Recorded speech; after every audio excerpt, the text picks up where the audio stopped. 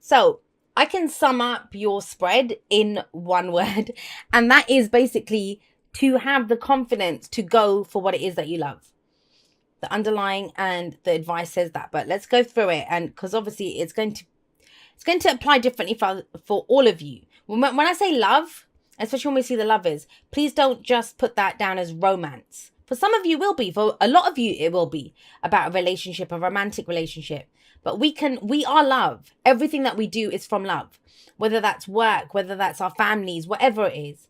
And you have this kind of, I feel like it's more acting on your heart, which is not something that you've done or been able to do in the past with the High Priestess coming up. But I'm all over the place. Let's do it one step at a time. Magician coming up as your underlying energy. What does the Magician say? He has the knowledge. He has all the tools. But does he have the confidence to use what he knows and what he has to get what he wants? That's why he's seen as a manifester. You know, he's a master manifester because he can. He acts on... he uses what he has. He uses the tools available to him. But he's key. He's the crucial aspect here. Even the owl here, there's a little owl. I don't know if you can see him. There's a little owl up here. That's knowledge. You know. Taurus, I want to tell you this. Some of you are doubting what you know. When you have these two cards coming up, you know. Now, something I want to say here. So come closer, Taurus. Let's have a little chat. Yes, it's a general reading, so the energies can go both ways. But whenever I see the High Priestess and the Magician together in a spread, this is not just passive, because this High Priestess is passive. She can be secretive. This can be manipulation, because he manipulates matter. He manipulates whatever, you know, the alchemist manipulating energies to turn base metals into gold. It's that kind of manipulation. So don't just think it's lies and secrets and all that kind of stuff. But you may be putting on a different front or a different face from what is truly going on inside of you. And like I said, that doesn't have to be nefarious. It can be something as basic as, you know, if going back to the lovers, you have feelings for someone or you like someone, but you're not saying it. In fact, you're not just not saying it, you're kind of portraying it in a way that they can't see it. For others of you, it might be to do with work, right? You've just been putting up with it. You kind of know it. You know the job. You know what had to do whatever. But you just know you're going to end up doing more of the work if you do that. Or your heart is somewhere else, but you owe it to that team. Remember what came up before? You owe it to your team to kind of stay in it. So your cards, no pun intended, are not fully on the table. However, this week is when they may just come out. So we have him, right? This is telling you, do you have the confidence to... It's communication. The Magician is communication. It's the card for Mercury. Mercury is pretty significant this week if you've looked at the astrology as well. But are you going to take that opportunity to say what it is that you want to say, to go for it? The Magician is the channel. He channels the energy where it needs to be. But you haven't been doing that. You haven't been doing that. Not with the High Priestess here. She knows. And you've known this for a while. Whatever it is that you know now, this was a gut feeling. This was your intuition, but you didn't act on it. She's very passive. She sits there knowing, but she doesn't say it. So she's very secretive as well. So this can be that whole kind of smoke and mirrors thing. Hey, look at this. But I know what's going on, but I'm not going to say it just yet. When the sun shows up, and the sun is here at the heart of your reading, everything gets revealed. Everything gets revealed. So if you're keeping secrets, I would say kind of go with it. I don't see it turning out, you know, difficult for you. There's beautiful energy coming in from this. It'd probably be the best thing. But because it's the Magician, I feel like more you're being asked to communicate it, to be able to show it. Because you see the potential in some situation. So if you see the potential for happiness in a situation, why would you not go forward and say, this is who I am. This is what I want. This is what I see. This is what I want to happen here. This is what I want to build here. There is potential.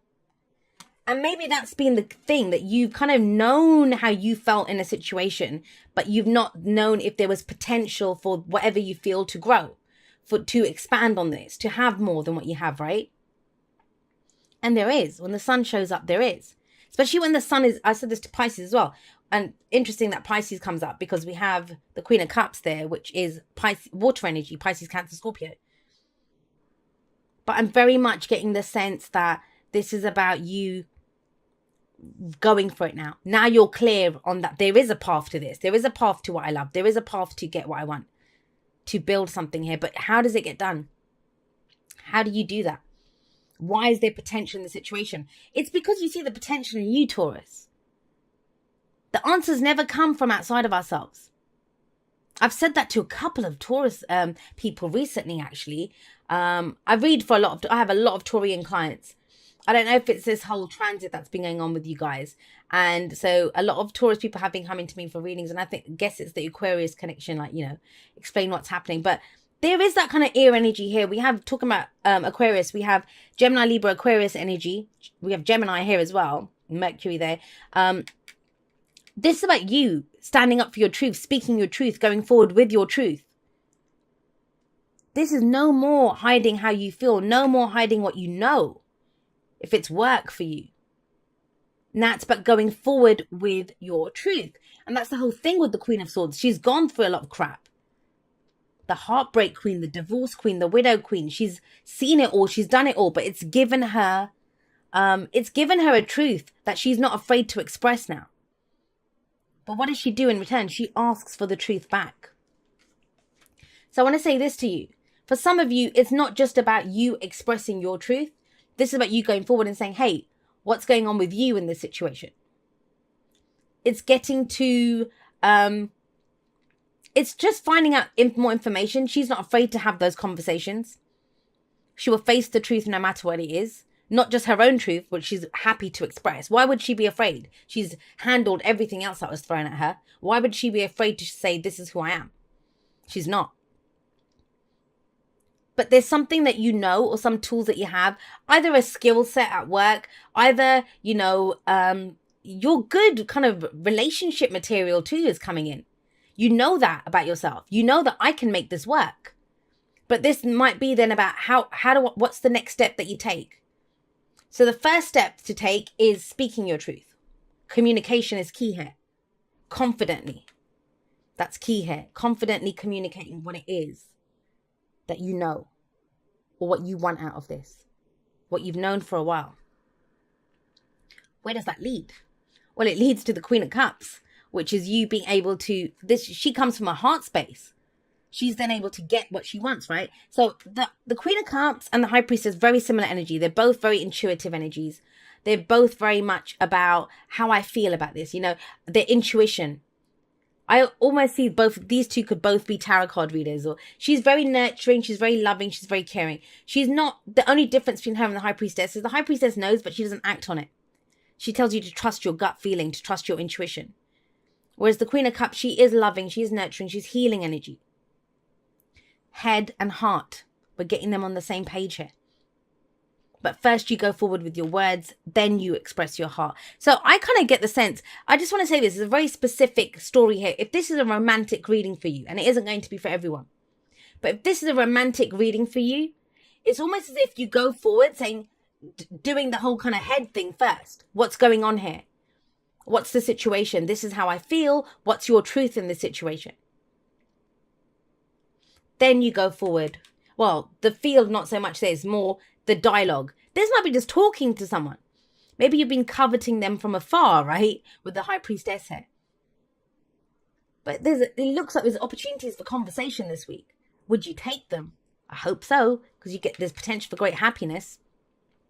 Then you move forward and you can talk about how you feel. Then you can offer your cup of love if you have it.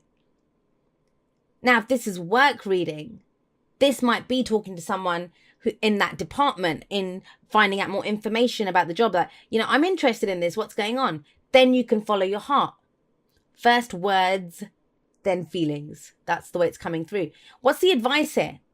What is the advice? The advice is the Lovers. What do you love? Now, the Lovers, it's seen as this decision, head or heart decision. I'm not seeing head or heart, because I'm seeing both of them here. And that doesn't matter if you're masculine, feminine, whatever, right? The queens are very specific energy. I always see them as supportive energy, whereas the kings are more taking charge, taking control, advising energy. But we can all do that. We all have masculine and feminine energies within us. But the Lovers, it isn't a true head or heart decision, because the heart already knows what it wants when the Lover shows up. Some of you might be dealing with a Gemini here. But, you know, the heart knows what it wants. The heart knows what it wants. Are you going to let the head talk you out of it? That's what it says. And it's almost as if this week, you know, some of you might be saying, but I don't know. I don't know how the other person feels. I know how I feel, or I know how I feel about this job, but I don't know if there's got any vacancies. I don't know if what's going on with the other person. There's every opportunity to find out this week with the sun here, because the sun's a card of illumination. It shows everything.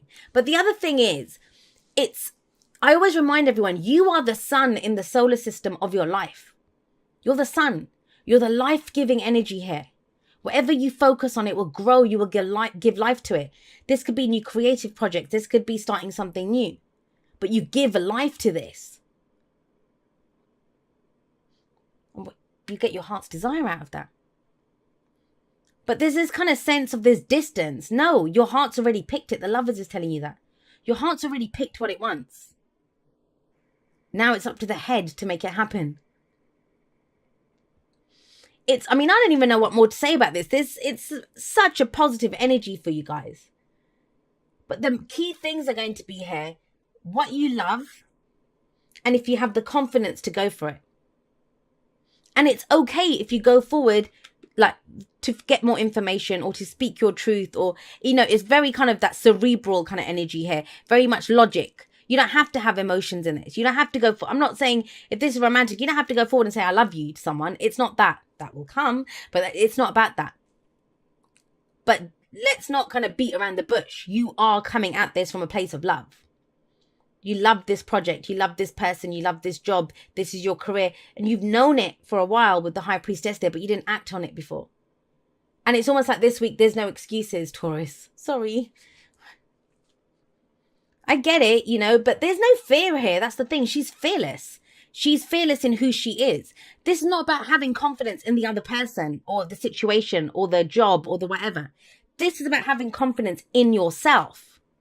That's the whole point of the Queen of Swords. What do I say about the Queen of Swords? Damaged people are dangerous. They know they can survive. And she doesn't intend to survive. She intends to thrive. She intends to have her heart's desire here. So it's amazing energy that's coming up in your reading. Confidence, though. Confidence is going to be needed this week.